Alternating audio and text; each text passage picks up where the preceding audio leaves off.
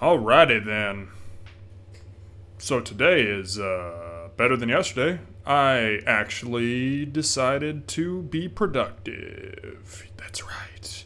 I got lucky again.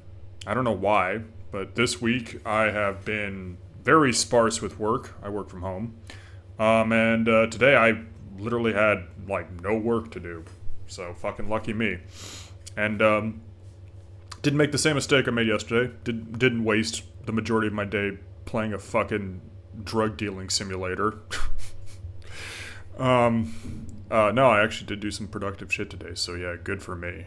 If anybody out there gives a fuck. But yes, I feel less shame. I feel less shame. I could have been even more productive, but this is definitely a major jump in the right direction compared to yesterday, especially since I've started out an entirely new frontier of creativity. Anyways, I'll keep it at that. I don't want to talk too much about the stuff that I'm doing creatively speaking. I feel like, first of all, nobody really wants to fucking hear about that, generally speaking. And secondly, I feel like if I blabber about the stuff I'm doing creatively, it always kind of saps the energy out of it. I don't know. I've noticed that's like a thing a lot of times with creative endeavors is beyond just procrastination being addictive in its own regard. I mean, maybe this is connection to procrastination, but Jesus, maybe this is kind of connection to procrastination, but how it's kind of addicted to always like talk about a creative idea you might have and sort of fantasize about it rather than actually sitting down and making it a thing. Yeah, I have a really big problem with that, especially since I like just get a lot of fucking ideas, and then that just makes it even worse because then I just don't know which one to start with, and I'm just stuck in a state where I'm just like, I guess it's called like executive dysfunction, where I just have too many ideas and I'm just like, I don't do fuck all. Basically, I'm just like, well, I've got too much stuff I want to potentially do, so I don't know which one to commit my energy to, and then I just end up doing nothing. Anyways, enough about my creative shit. I just had to announce how glad I am that I didn't fuck off this day again. That being said, I want to talk about something else. What did I want to talk about to myself and my tiny audience? Oh yeah, I kind of been having this. It's not my original idea. I was hearing somebody else talking about that in another video. Who was it? I don't know. Anyways, what was it? Benedictine the Truth? I don't know. He's a great channel. I think it was him. Anyways, he was talking about how like pretty much everything in life is some sort of transference of pain in order to benefit somebody else who's like the inflictor of pain. And I kind of marinated on that idea for a bit. Marinated. And I gotta say, he's kind of right. It's sort of fucked up when one really thinks about it. How, like, that's why I've like realized I need to just shut the fuck up about being like on a moral high horse about a lot of things. Especially like I said with the whole veganism thing. Kind of like when I realized if you want to be the most environmentally conscious and pro animal thing you can do is just not be born in the first place, or fill in the gap with your imagination. But I'm not interested in doing that, and I'm not interested in advocating that. But the next best like sustainable way to live a life like with the minimal amount of cruelty to animals would be to like go live in the woods. I've talked about this before, but like I'm gonna go more in depth about it, but go live in the woods in a cabin that's off the grid where you produce like minimal waste. You don't buy products from stores, you don't make plastic and shit like that, and then like get on a carnivore diet and exclusively hunt like elks or like mooses. So like big fucking giant animals. You go and you kill like one every once in a blue moon, get a meat locker, and just eat that one animal for like a month. And the reason why I say like get on a carnivore diet instead of being just like a vegetarian in the woods is, and that's one thing that I've always had a hard time contending with when it comes to vegetarian/veganism, is plant agriculture still involves like the death of animals to some degree. Maybe not so much if you're doing like a small home garden, I guess, but I don't know. It's kind of like if you want to be kind of radical about it and view all sentient life as being on a same hierarchy. You're killing a lot less sentient life forms if you kill one moose every month than you are if you're killing like, I don't know, hundreds of aphids or something, like by spraying pesticides on your well, you probably shouldn't. Pesticides are kind of iffy sometimes, but I guess maybe ladybugs is a better alternative to that. Well, I guess in that case maybe it's not so bad. You're doing the circle of life, but I don't know. Just making a garden tends to always involve some degree of displacement of animals and stuff like that. Again, maybe this is probably more applying to like, again, factory like agriculture. That's I think more relevant. I don't think a home garden's really quite so destructive in that, so maybe I take that back. I don't know. I've never made a garden before. I just have heard that there's a lot of like issues that can happen even when you're like just trying to make a garden. You can you still fucking hurt and harm like living creatures. That's actually, so yeah, kind of going into my whole notion, it's kind of fucked up how, like, that is just what our existence is. It's just a constant, like, every fucking thing about our existence is just, like, either life or death, or suffering and pleasure dynamic, like, competitions. I mean, just, like, on a fundamental level, and this might be absurd, but it's just interesting that thematically this is true. Just having an immune system, you perpetuating your own fucking existence is reliant on your body constantly killing organisms that are attacking you. And I mean, sure, they're like, little bacteria and shit and amoebas, but I mean, they're still technically alive, and they're all out there to try and fucking kill you, basically, or make you sick. I mean, that's why, that you see what happens when somebody gets AIDS, for instance. They lose their immune system. What happens? They fucking die, like, shortly afterwards. Not from AIDS itself, but just because they've stopped putting up their defenses, and the fact that, like, surrounding reality just wants to kill you. You can't even just, like, be. You're just getting bombarded by fucking bacteria and shit, and then just die. Like, it's fucked up. Like, you just every fucking passing moment, your body is automatically on high defense fighting shit off. Because the world just constantly wants to kill you, even on like a microscopic level. So that's fucked up. But let's just say also like in other things, like, you get in a car, you walk down the street, you're probably going to step on some insects if you're walking around. You're definitely going to fucking smack some insects if you're driving your car. You're just like you're just killing shit constantly.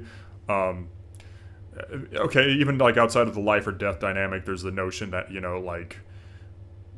well, I guess this is kind of connected too. I mean, just this very structure that I'm living in right now involved like, okay, granted, this is a little bit different because as far as we know, plants aren't sentient, but they might be. Who knows? But it involved like the deforestation of a section of wood. I mean, here you go. There's that wood door right there. Yeah, that involved the death and destruction of a fucking tree to make my handy-dandy door to my room that I always keep open. So it's not even a very useful door. That sacrifice was in vain because I never fucking close that door. Well, I do sometimes, but very rarely. And just like the other material, I guess maybe the concrete that was used to make this, that didn't involve any killing of life because it's fucking concrete, so whatever. Just rocks and shit. But I don't know, it's just... I don't know if I'm making my point here. It's just interesting that like everything's like that. So to get into like less than just life or death, just like suffering and pleasure dynamics too, which is more between humans and whatnot, but also obviously there is life or death between humans plenty of times.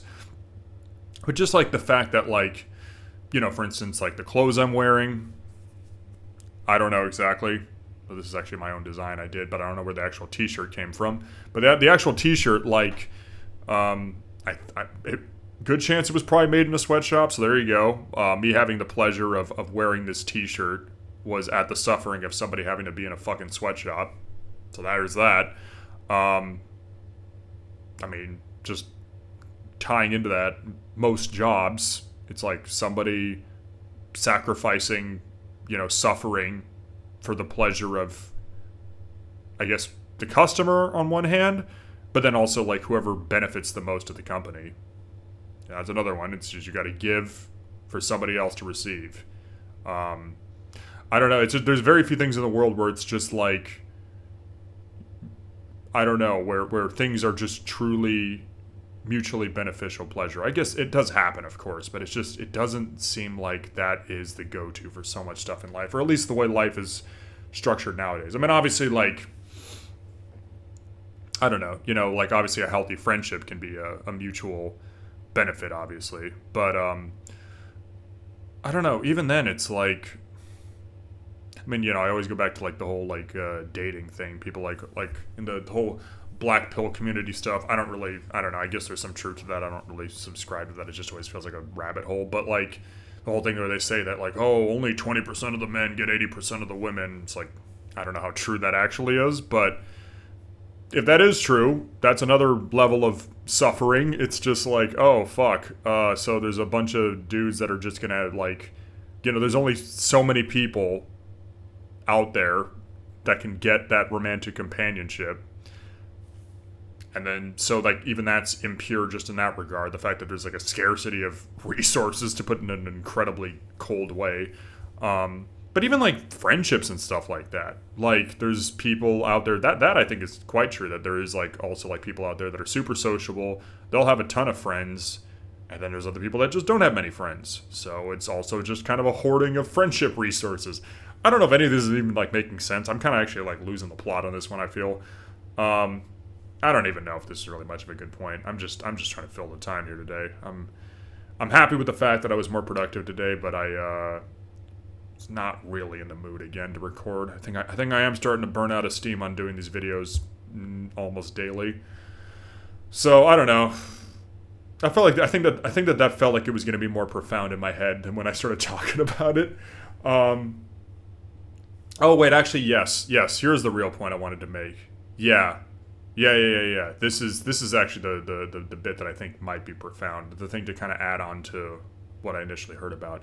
And that is this notion of, like, how I feel that I live in a world that just really doesn't suit me in the grand scheme of things. And, there's the stuff that just is out of our control, like just the laws of nature and reality. Oh my god, I'm out of it. The laws of like nature and reality and all that, like we're not God. We don't have that level of science yet where we can be like God. But I mean just more like, the stuff that hypothetically should be in our control, like when it comes to socio-political, economic stuff. And, I oftentimes think like I would much rather be in a world that suits me in those sensibilities. It's much more conducive to that. That's way less, centered on kind of obsession with money and materialism and like very normal behaviors, or at least what is the norm, very kind of just like think of just what is the most normal behavior you can have in a day-to-day existence, like what's the normal nomenclature for like small talk, or just like what is in general considered to be behaving normal, which I personally have a lot of issues with. But anyways, all that stuff, just the way the world is structured, and then like I said with politics and stuff, like how governments function, how the social hierarchy functions and all that shit, and how I have just so many issues with that. But then I think to myself, like, if the world was altered in a way that was more conducive to my own sensibilities, would that then mean that, like, those people who actually apparently like the status quo, because, I mean, I'm sure some people are lying about that, because there's a big pressure. That's another problem I have with this society, is there's a big pressure to lie and just bullshit other people, because everybody's, like, fucking scared to be, like, the person who's, like, the odd one out. Not everybody, but a lot of people are scared to be, like, the odd one out who's, like, a fucking weirdo who doesn't fit in. Oh, God forbid that. So I think a lot of people lie, or lie to themselves that they think the status quo is better than it is. But there must be some people out there, and not even just the elites, that actually do like this system, that they're genuinely think that, like, the way society functions is pretty damn dope. I'm sure there are a decent amount of people out there. So if society changed to my sensibilities, would those people then be in my position, where they would suddenly be, like, suffering because they're in a world that's, like, not conducive to their sensibilities, and they'd feel like outcasts, and I'd be the one who'd feel like vindicated and more happy with the world. Maybe not ecstatic, because there's still plenty of other problems in the world, like I said, but I'd feel at least less of this ostracization, I can't even fucking say it. Ostracized. I would not feel as ostracized by the world. There you go. So I don't know. Like, yeah. Would it just be, like, fucked up to be like, well, now I get to feel happy, and now these people are the fucking weirdos, and I'm the normie? I think kind of, yeah. So that's sort of fucked up. I don't know. I guess that's why I've oftentimes really thought that I, like, don't really have much interest in, like, changing the world. First of all, it's just not practical. But, I mean, not that my alternative is any less practical. It is less practical.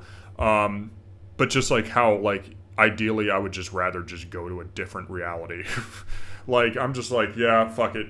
Whoever wants to stay here, they can stay here. If they really are happy here, so be it. If I could have any wish, it would just be like, yeah, I just would like to have access to, like, a totally different parallel reality that just more fits my sensibilities. I don't know. Yeah, first of all, it's just like it would be so much work to try and change this reality to, like, suit my own needs.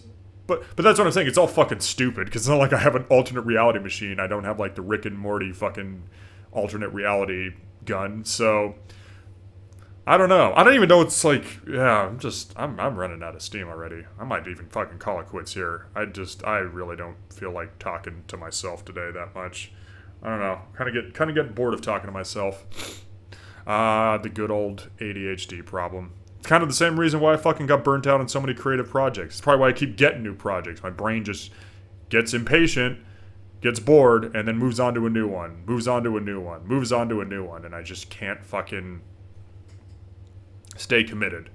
But I don't know. I need to stop feeding that part of my brain because it's just getting worse. I think I need to, like, just keep disciplining myself to stick with shit, even when I get burnt out. And maybe eventually my brain will eventually twice, will follow suit and actually do what I want it to do in that regard.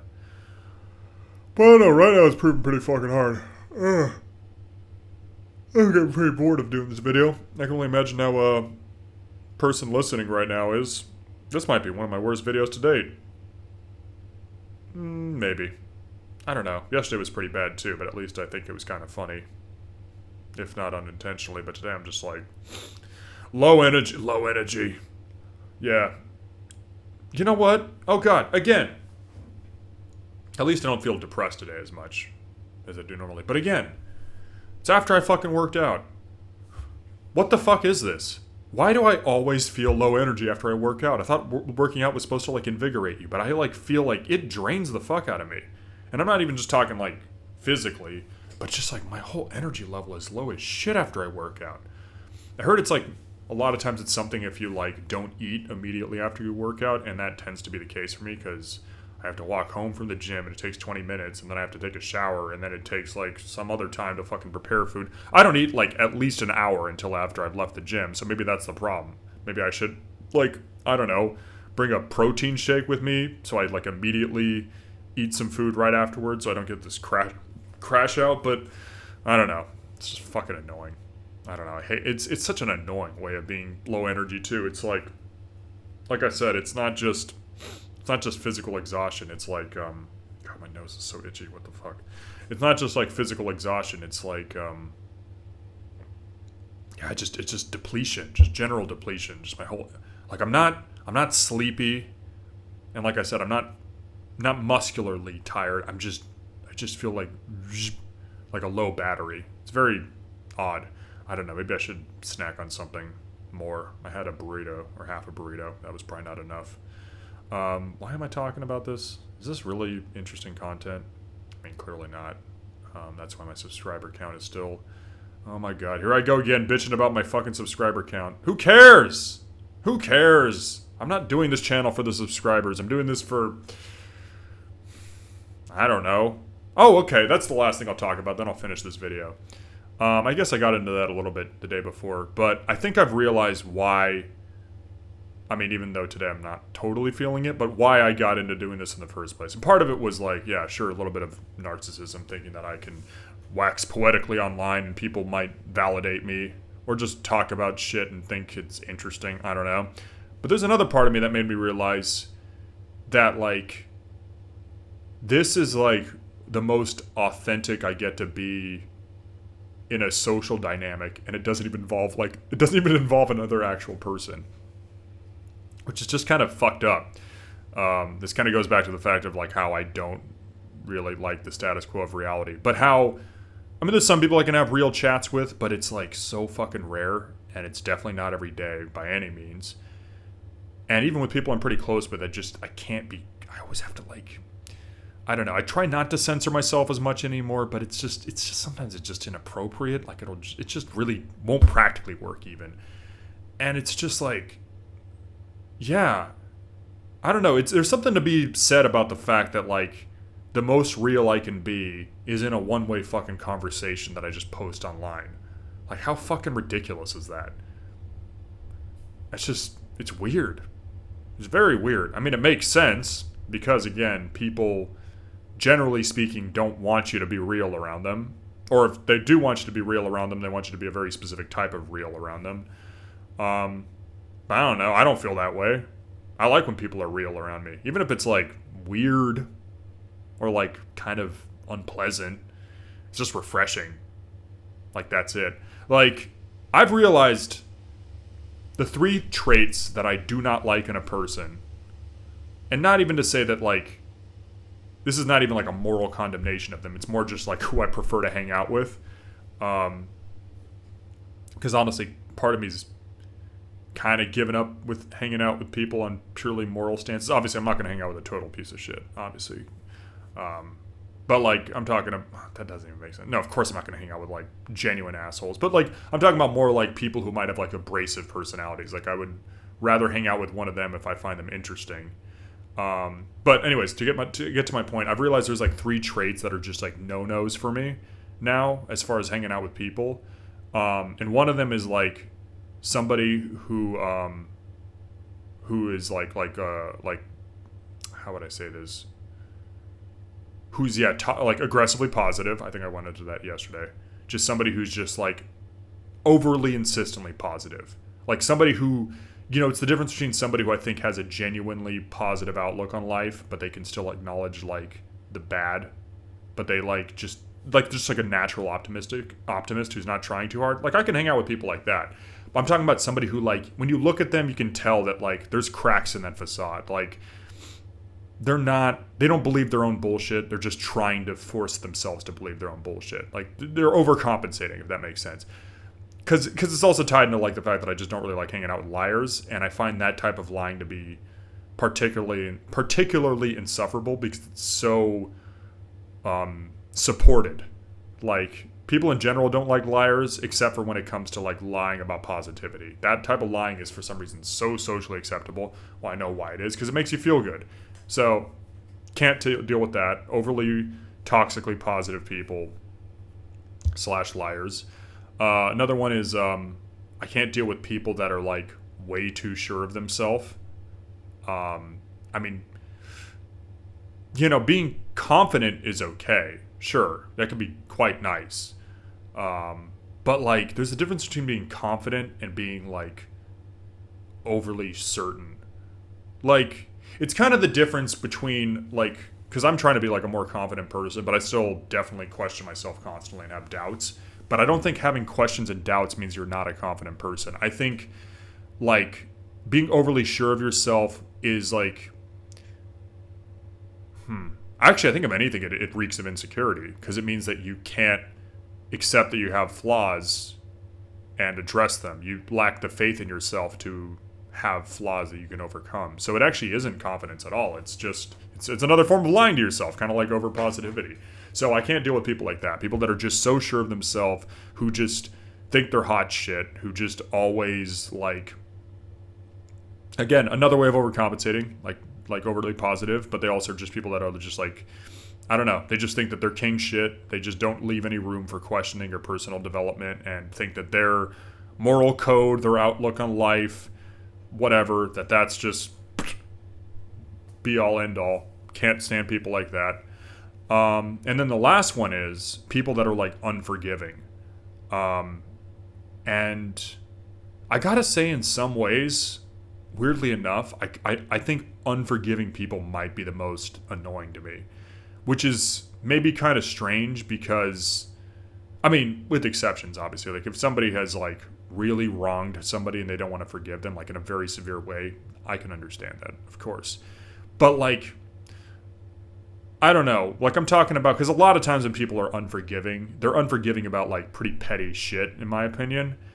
And I don't know. There's just something about the energy about somebody who just, like, I'm not saying that, like, somebody who's wronged somebody else, like, the person who's been wronged needs to, like, be like, oh yeah, it's all great, let's, like, hug it out. It's just more like the notion of just, like,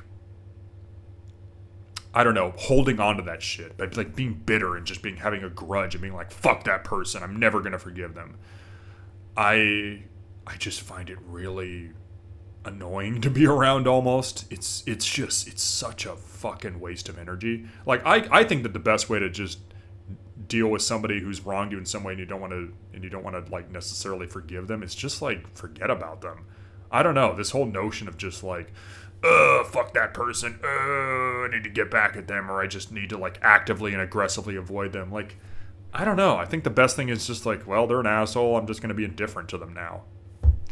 I don't know if that makes sense. But then on the flip side, if somebody has, like, fucked up and they're genuinely, like, remorseful, I think, like, the vast majority of the time, like, you should definitely give them a chance to, like, improve themselves. It's this, I think it's kind of tied into this notion of just how much and I feel like I'm repeating myself now, but, like, just again, how much I fucking hate the, like, draconian prison system in our society and stuff like that. Just this whole notion of just, like, yeah, I've already gone through this kind of stuff. Yeah, the whole punishment thing, the whole not forgiving thing, the whole, like, yeah, if you fucked up, fuck you, you're done. I just don't get on board with it at all. It's always a glass house stone situation, you know? Too. Like, I think I've often realized that people that are, like, the most unforgiving I've come across are people that themselves are being hypocritical and have, like, in some ways either fucked up in their own regard just as badly as the person they're unforgiving to, or they've fucked up in a way almost exactly like that person. Like, it's almost always projection. Like, I think it's like they can't forgive themselves for what they've seen somebody else do, so they will not forgive that other person rather than just own up to their own faults in themselves, if that makes sense. Anyways, so yeah, those are the three types: overly positive people, overly self-assured people, who can't admit they have faults, and people that can't forgive others. Those are the three types I just can't stand. I could hang out with somebody who's, like, otherwise an asshole, like they're just kind of abrasive, or they're just kind of short, you know, in their words and stuff, and rude, and I don't know, somebody's maybe even, like, kind of annoying or weird or whatever the fuck, like all those other traits, I'm fine with that. I can take it. Somebody's really fucking awkward, I'll take that. But just, like, yeah, those three traits, I'm just like, fuck that shit. Just can't stand it. Sadly enough, though, those three traits are some of the most, like, promoted traits by the way our society works. Our society is very punishment oriented and very not forgiving. It very much supports people that are incredibly sure of themselves and can bullshit other people, almost like used car salesman's tactics. And our society is obsessively positive all the time. Everything's positive, positive, positive. Don't be depressed. Get positive. Get motivated. So maybe that's why it's no surprise that those are the three traits that bother me so much, because I see it everywhere, just in society as a whole, not just on, like, individual people. And so yeah, it's the three things that bother me the most about society, and I hate when people manifest those things. Anyways, that's that. I'm actually surprised I managed to almost make it to half an hour with this video, considering how I didn't feel like I had much steam for it, but I guess I surprised myself again. So that's that. Yay for me for finishing this. I don't know if this was the best video, but it was a video. And yay for me for fucking being at least a bit productive today. Yeah. Alright, that's that. I'm done. Goodbye.